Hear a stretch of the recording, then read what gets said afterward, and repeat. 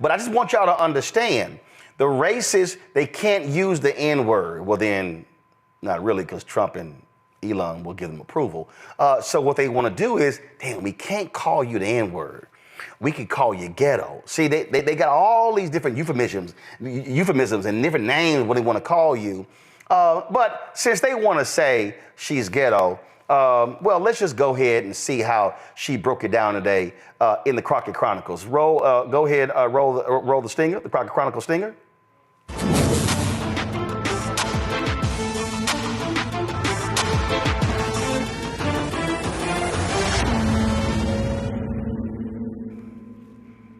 All right, so they've been demanding the Congresswoman apologize. She like, nah, that ain't happening. And she lit that ass up today and had some choice words for Fox News. And damn, if I had some tea, I'm here for it. It should not be surprising that the president is doing everything possible to make it more difficult for the media to hold him accountable and for the public to be informed about his reckless and illegal behavior. Yet here we are.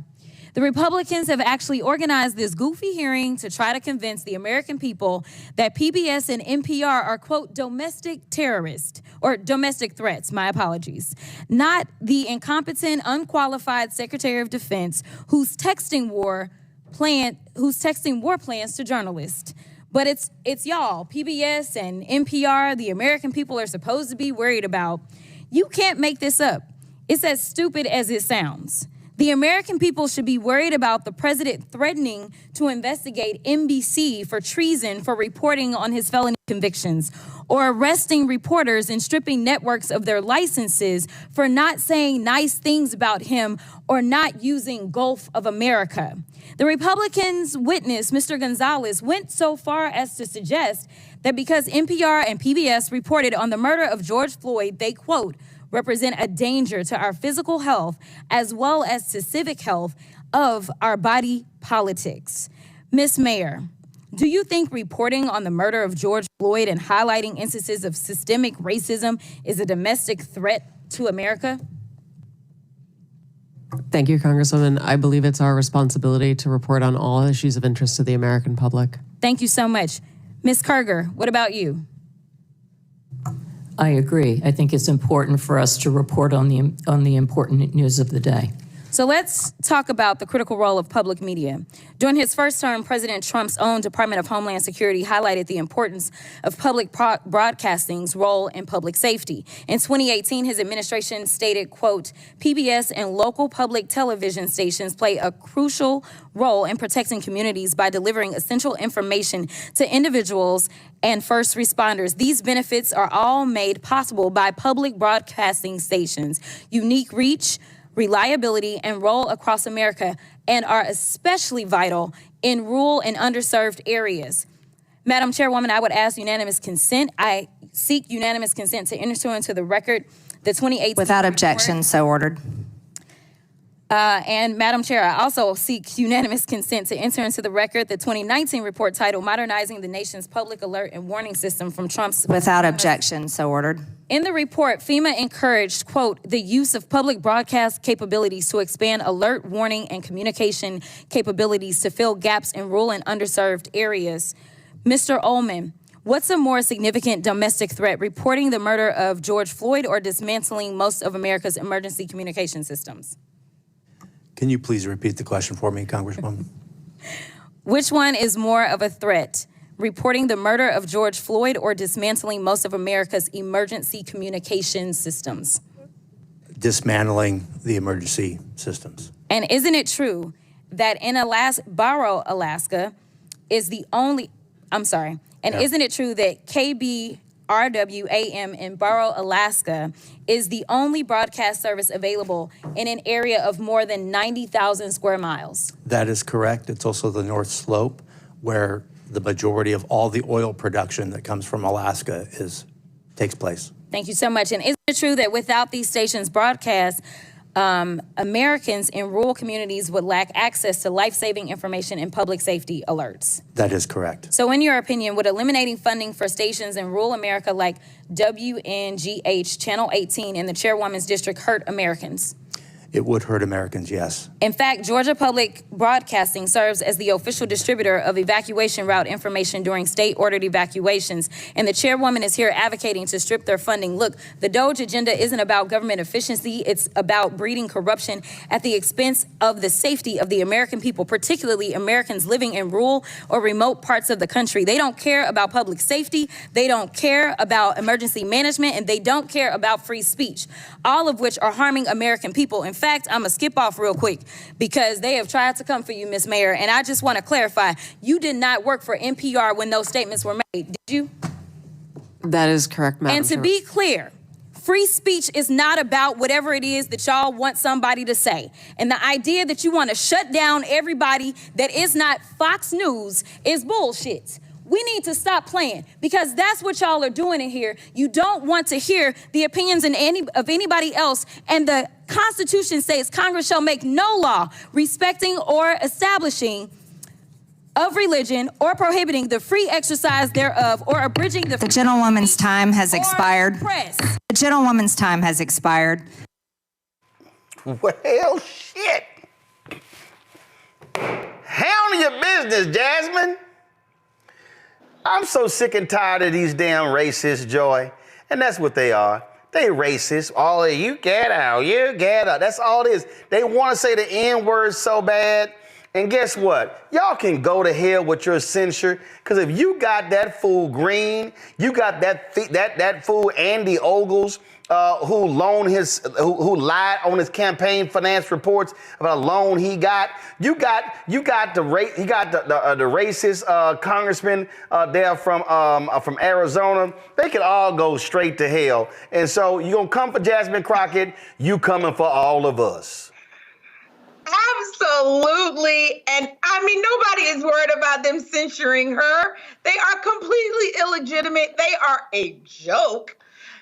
And frankly, if you do that, it's only going to mean more people are going to give to her. It's only going to increase her popularity. It's only going to make sure more people are listening to her and receiving her message. So do what you will.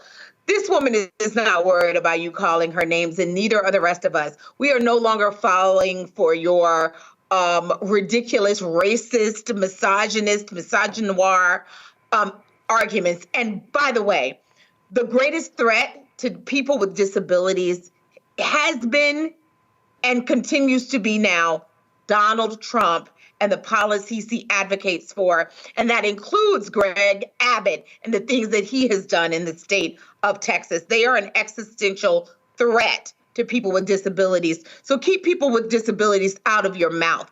When Donald Trump is eliminating DEI programs, what they forget to mention is that these are usually DEIA. A stands for accessibility programs. Donald Trump has actively stood up with his own mouth and disparaged people with disabilities, including around the time when we were talking about that plane crash in Washington, D.C., suggesting that you can't work if you are a person with disabilities. These people are ridiculous. No one is falling for it. And frankly, at this point, if they are complimenting you, that means you're not doing anything. You're doing their bidding.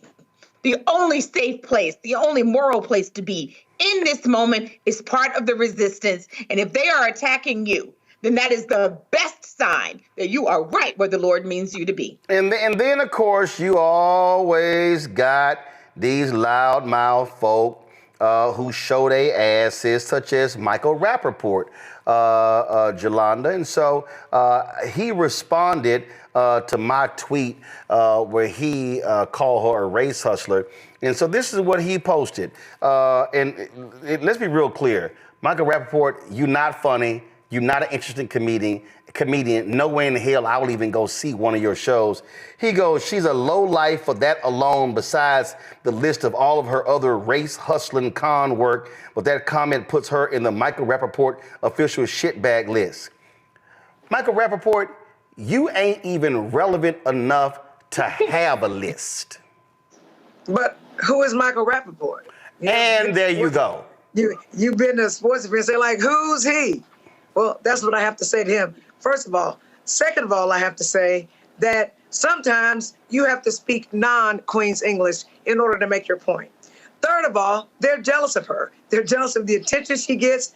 And since their intelligence doesn't afford them a grand vocabulary, then they have to try to do put downs like they're doing with her. I can't help it that the woman speaks in sound bites. I can't help it that the woman connects with people with our most base fears. I can't help it if she is not afraid to say what most people are terrified to say. And I know with older Black people who experience Jim Crow and segregation and lynchings, they appreciate that a Black woman is in the halls of Congress and can talk back to these white folks that were oppressing us. And guess what? They saying, keep on doing it, Jasmine. And you know what? If she didn't have the ball, they wouldn't be coming for her. Trust and believe that. Y'all mad. So first of all, is she too ghetto or is she too educated? I don't understand. Right. And why? And why? If I have the ability to, or the talent, like the qualifications to go to an elite school, now it's used against me, and you're telling me because I go to the best schools and I get an undergraduate degree and I get a law degree that I have to disassociate from where I'm from. I have to lose my Blackness. Why? That's actually believing that in order to be smart, you have to be white or you have to do white stuff. And like you said, Roland, and this is what you left out, how many of these people want babies with Black men? Because they trying to be us, right? And they buy fake hair. Somebody got fake hair, but we can't do it. They buy fake lashes. They put on fake lips. And when you have a person in Congress literally being disrespectful, who's representing the United States of America in another country, telling another country, you are not important, I ain't listening to what you got to say, then that's craziness. It's embarrassing. Hell, they should be saying, I'm embarrassed to be an American with what she's doing. And here's what's important about what Congresswoman Crockett does. She might get you because she is probably one of the best with comebacks, but she's talking about policy failures for them. I can't help it that she says it in a way that people believe it. Right. And when you speak, it's falling on deaf ears. Something else. She's fighting for the vulnerable. She was at the HRC, which is an advocacy group for LGBT people.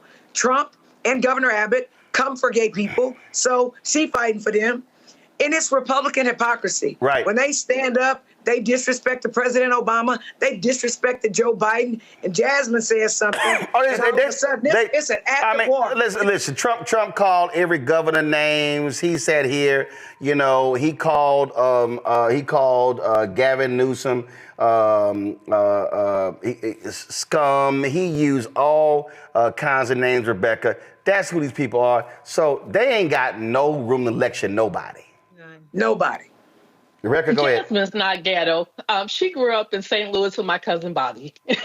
Like, she's not ghetto at all. Here's the thing. I'd rather be Jasmine Crockett than Chuck Schumer, someone who's appearing to be feckless when it comes to protecting the rights of Americans and not properly standing up as a minority leader or as the opposition leader in the Senate. I would rather be Jasmine Crockett than an American Idol reject like Marjorie Taylor Greene. So, I mean, there's so many, they say it as if it's not a badge of honor. All of us on this panel here, all three of us on this panel, we're attorneys, we're Black women. I'm sure all sorts of our classmates wanted to call us ghetto, the N-word, and all sorts of other names because we're brilliant in how we show up, and so is Jasmine Crockett. I think it's great that she's being an effective voice that's cutting through the noise because we're not seeing enough of that in what should be the opposition party against this administration. So good for Jasmine.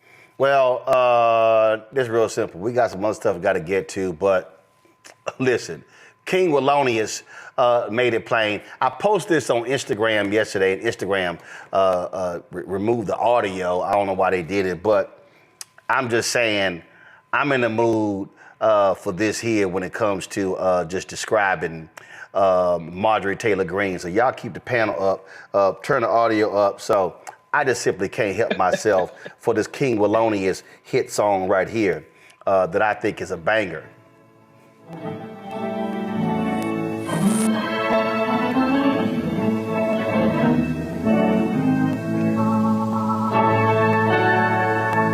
Choir.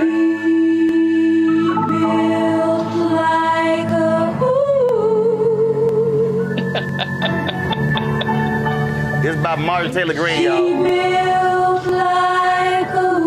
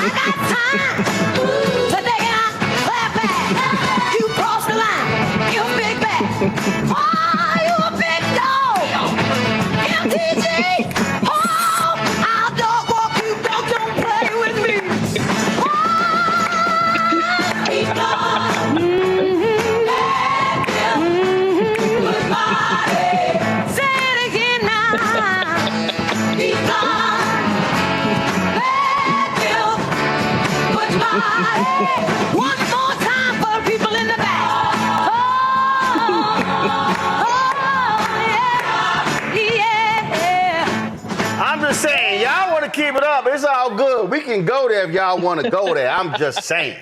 We'll go there if you want to. Black people. Nah, we will be petty as hell. That's why they can't stand Jasmine. So it's all good. So we don't really give a damn of what y'all got to say. And if y'all want to play that censure game, guess what? We're going to come after every single one of y'all for the racist comments. And so Data Lash, Matt Walsh, all y'all can holler about her eyelashes, how she's ghetto. But in the words of Della Reese from Harlem Nights, you can kiss our entire black ass. Hello, I'm Isaac Hayes III, founder and CEO of Fanbase. Listen to what I'm about to tell you. The window to invest in Fanbase is closing. We've raised over $10.6 million of our $17 million goal. That means there's room for less than 6,370 people to invest in Fanbase for the average amount. The minimum to invest in Fanbase right now is $399. That makes you an owner in Fanbase today. Go to startengine.com/fanbase to invest. Why? Because current social apps have taken advantage of users for far too long, with content suppression, shadow banning, harmful racist content, and no real tools for monetization and equity. Fanbase has over 1.4 million users and counting, allowing anyone to reach all their following and monetize their content from day one. Social media is the new TV, and whoever owns the apps that distribute that content have the opportunity to own potential billion-dollar companies. While big platforms with uncertain futures are failing to serve their users, Fanbase is stepping up to fill the gap. Don't wait until it's too late. Invest now, invest for yourself and your future. Go to startengine.com/fanbase and own the next generation of social media.